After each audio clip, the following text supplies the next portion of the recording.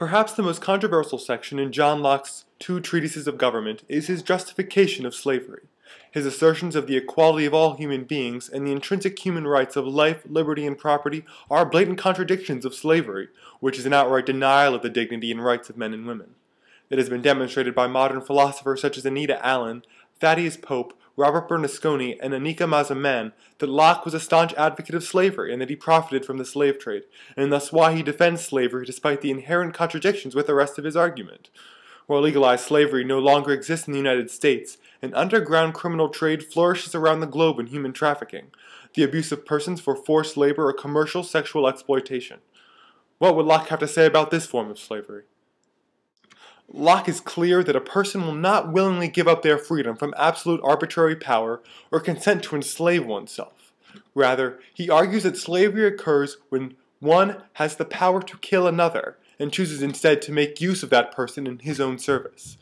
Locke says that this is the perfect condition of slavery, which is nothing else but the state of war continued between the lawful conqueror and a captive. By his reasoning, human trafficking is the perfect condition of slavery. Victims of trafficking are forced by violence, coercion, or debt bondage into the service of the trafficker. It seems, by his logic, that human trafficking is a perfectly acceptable form of slavery. Worse, it seems that Locke would argue that the victim is under absolute arbitrary power of the trafficker, for he argues that it is impossible for a contract to be formed to limit the power of the captor for obedience of the slave, as no one can pass the right of his or her life to another. For Locke, the only escape from slavery is death.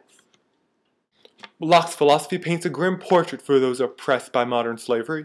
He is effectively arguing that anyone who has the power to subject others to his or her will has the right to make them perpetual slaves, and that anyone who is poor, desolate, or defenseless is able to be made a slave. This corresponds to current human trafficking practice of targeting those who are in debt, homeless, refugees, drug addicts, or runaway teens, those who are easily exploited and manipulated by pimps and traffickers. It would seem that Locke would say that human trafficking is a part of the state of nature, especially when the state of nature becomes a state of war. However, what happens when men enter a civil society? Locke does not mention slavery in particular as he deals with the formation of a civil society and government, but he does say that when people enter society, they give up the powers they held in the state of nature. They forfeit the freedom of doing whatever necessary for preservation in order to be regulated by the laws of society, and they give up the power to enforce and adjudicate the laws to an indifferent, unbiased judiciary. In civil society, laws and courts prevent a return to the state of nature and the state of war by defending the rights of life, liberty, and property of everyone, and punish those that attempt to infringe on the rights of others, which is called a crime. In this way, no person can perform any action that would submit others to his or her absolute authority, as they would be committing a crime against that individual and be duly punished for their crime. All forms of slavery are thus incompatible with civil society, including forced labor, debt bondage, or sexual exploitation, as they limit one's rights to life, liberty, and property, and deserve to be punished to the fullest degree of the law.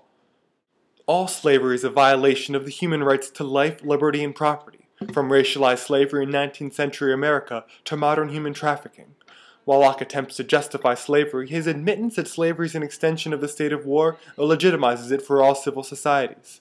The travesty of human trafficking needs to be ended to protect not only the rights of the millions of victims oppressed by this injustice, but to protect the legitimacy of our own society, to avoid the return to the state of nature that slavery entails.